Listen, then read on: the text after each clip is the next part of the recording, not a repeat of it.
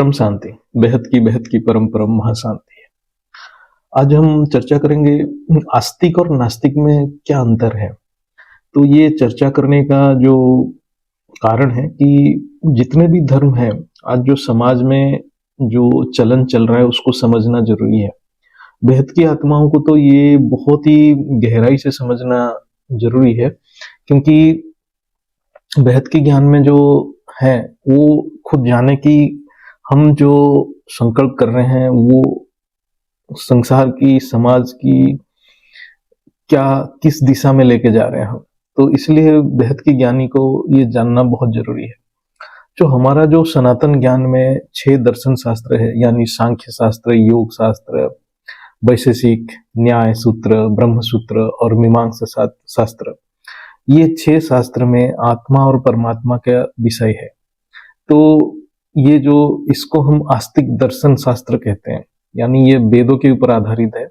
तो इसको वैदिक शास्त्र भी कहा जाता है, वैदिक दर्शन भी कहा जाता है, क्योंकि ये वेदों की ज्ञान के ऊपर आधारित है, जो सनातन ज्ञान है। एक चार्वाक दर्शन है जिसमें आत्मा को नाकार दिया है, मतलब आत्मा को मानते ही नहीं है जो चार्वाक दर्शन में, तो उसको नास्तिक दर्शन कहा जाता है।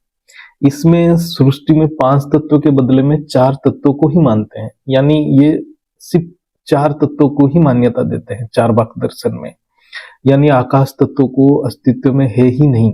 मतलब चार्वाक दर्शन बोलता है कि आकाश तत्व की कोई अस्तित्व नहीं है, क्योंकि वो दिखता ही नहीं है। और आज की विज्ञान भी ईथर एलिमेंट्स की एग्जिस्टेंस को भी मानता नहीं है।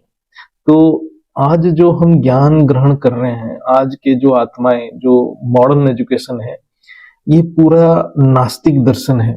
मतलब आत्मा नास्तिकता की ओर बढ़ जाता है, जैसे हद की ज्ञान में वो एक्सपर्ट हो जाता है, चाहे वो डॉक्टर हो, चाहे वो इंजीनियर हो, चाहे साइंटिस्ट हो, वो सारे नास्तिक की पढ़ाई करते हैं, नास्तिक दर्शन की पढ़ाई करते हैं। क्योंकि आज के समय में वेद शास्त्र का तो कोई पढ़ाई करता नहीं है, जो चेतन तत्वों का पढ़ाई होता था पहले, आज जड़ तत्वों की पढ़ाई हो रहा है। ज्ञान के हिसाब से देखे तो जब एक आत्मा अपने आप को केवल एक स्थूल शरीर मान लेता है और स्थूल शरीर के मृत्यु के बाद उसका अपना अस्तित्व को नाकार देता है, तो उसको नास्तिक कहते हैं। अर्थात जो अपने अस्तित्व को शरीर के साथ अंत होने को स्वीकार कर लेता है, ऐसे आत्मा को नास्तिक कहते हैं। लेकिन हमारे वैदिक शास्त्र में आत्मा का अस्तित्व शरीर के मृत्यु के बाद भी है, और आत्मा का अस्तित्व, परमात्मा का तो अस्तित्व अनंत, यानी आदि, ना उसका आदि है ना अंत है माना जाता है। मतलब निरंतर है, नित्य निरंतर है, यानी परमात्मा अविनाशी है, और आत्मा को परमात्मा का अंश माना जाता है। अर्थात आत्मा का अस्तित्व कभी ना खत्म होने वाला है। ये वैदिक मत है। इस मत को आस्तिक कहा जाता है। अर्थात सनातन धर्म में आत्मा को नित्य निरंतर सनातन माना गया है। अर्थात आत्मा हर पल अस्तित्व में रहता है, चाहे शरीर रहे या ना रहे। इसको आस्तिक कहा गया है, यानी जिसका अस्तित्व हर पल रहता है उसको आस्तिक कहा गया है। जिसका अस्तित्व कभी खत्म ना होता है वही आस्तिक है। नास्तिकवाद या भौतिकवाद में केवल शरीर की ही महत्व है, इसलिए भोग का महत्व बहुत ज्यादा है नास्तिकवाद में। अर्थात जब तक शरीर है तब तक सुख भोगा करो, मृत्यु के बाद कौन देखा है क्या होगा, ये नास्तिकवाद है। लेकिन सनातन धर्म में आत्मा जो हायर डायमेंशन, मतलब और भी ऊपर के लोगों में जाने के लिए धरती के ऊपर पुरुषार्थ करता है। कुछ धर्म है जिसमें आत्मा परमात्मा को भी नहीं मानते, जैसे बुद्धिज्म, बौद्ध धर्म है, आत्मा को ही नहीं मानते हैं। तो बुद्धि के लेवल, मतलब जो बुद्धिस्ट हैं वो बुद्धि के लेवल पे ही रह जाते हैं, वो आत्मा तक पहुंच ही नहीं पाते हैं। तो बुद्धिज्म को भी एक नास्तिक धर्म में ही गिना जाता है। ऐसे ही हम जैन धर्म की बात करेंगे तो वो तो आत्मा को मानते हैं, लेकिन परमात्मा को नहीं मानते हैं। परमात्मा के अस्तित्व के बारे में उनको कोई ज्ञान नहीं है। अर्थात आत्मा का अस्तित्व कब तक है उनको वो भी ज्ञान नहीं है। तो जैन धर्म को भी बुद्धिज्म की तरह एक नास्तिक धर्म में ही माना जाता है। जैन धर्म में आत्मा का अस्तित्व नित्य है कि नहीं, वो ज्ञान उनको है ही नहीं। जो नित्य नहीं है वो नास्तिक है। तो बुद्ध धर्म, जैन धर्म, आज की विज्ञान, आज की एजुकेशन, ये सारे नास्तिक धर्म ही है, मतलब नास्तिकता की प्रचार कर रहे हैं। आज के विज्ञान और पढ़ाई भी नास्तिकवाद के ऊपर पूरा आधारित है। वो जड़ तत्व के ऊपर पढ़ाई होती है। जो भी 5 तत्व है जड़ तत्व है, और वो तो 4 तत्वों के ऊपर ही पढ़ाई होता है। जो आकाश तत्व को तो विज्ञान भी नहीं जानता। तो ये जो modern education, socialist system, secularism, ये सब नास्तिकवाद है। नास्तिकवाद आत्मा की ऊर्जा को क्षीण करते हैं, भोग की प्रवृत्ति को बढ़ाते हैं, और धरती के ऊपर जितना भी नकारात्मक शक्ति है उस सब को बढ़ाते हैं। ये जो सूक्ष्म जगत की जितने भी एक्टिविटी है वो सारे नास्तिकवाद के ऊपर आधारित है। आज जो एटम बम बन रहा है, आज जो वायुमंडल आज इतना दूषित हो चुका है, ये नास्तिकवाद का ही परिणाम है। हम मॉडर्न एजुकेशन को कभी भी ग्लोरीफाई नहीं कर सकते। हमारे जो वेद शास्त्र के पढ़ाई जो था पहले, उसमें चेतन शक्ति, पुरुष, चेतन पुरुष की पढ़ाई होता था। जब चेतन की ज्ञान आएगा तो जड़ की भी ज्ञान अपने आप आ जाएगा। तो पुरुष और प्रकृति का ज्ञान पहले था, लेकिन आज केवल जड़ वस्तु की ज्ञान हो रहा है, जिसमें चेतन शक्ति का ज्ञान आत्मा को है ही नहीं। तो आत्मा क्या हो रहा है, जो आज के समय में सिर्फ स्थूल जगत के ऊपर वो फोकस्ड है, तो वो नकारात्मक का शक्ति को बढ़ाते जा रहे हैं। नास्तिकवाद अपने स्थूल अस्तित्व को महत्व देते हैं। तो आज धरती के ऊपर जितना भी लड़ाई है, अब हम जो जितने भी लड़ाई देख रहे हैं जहां भी है धरती के, चाहे वो इसराइल में हो रहा है, गाजा में हो रहा है, या चाइना भी जो कर रहा है, ये सारे लड़ाई नास्तिकवाद के ऊपर ही आधारित है, यानी स्थूल बुद्धि के कारण है।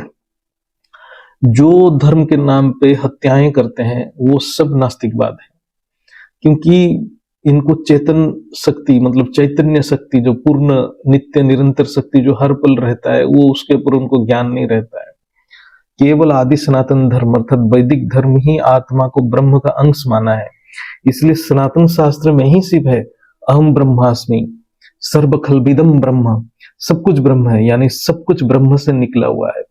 तो आस्तिक और नास्तिक के बीच में जो पार्थक्य है उसको जानना बहुत जरूरी है। लेकिन बाकी किसी धर्म में ये बात की पुष्टि नहीं है, कहीं भी किसी भी किताब में ये बात की पुष्टि नहीं है धर्म ग्रंथ में, केवल वैदिक धर्म में है।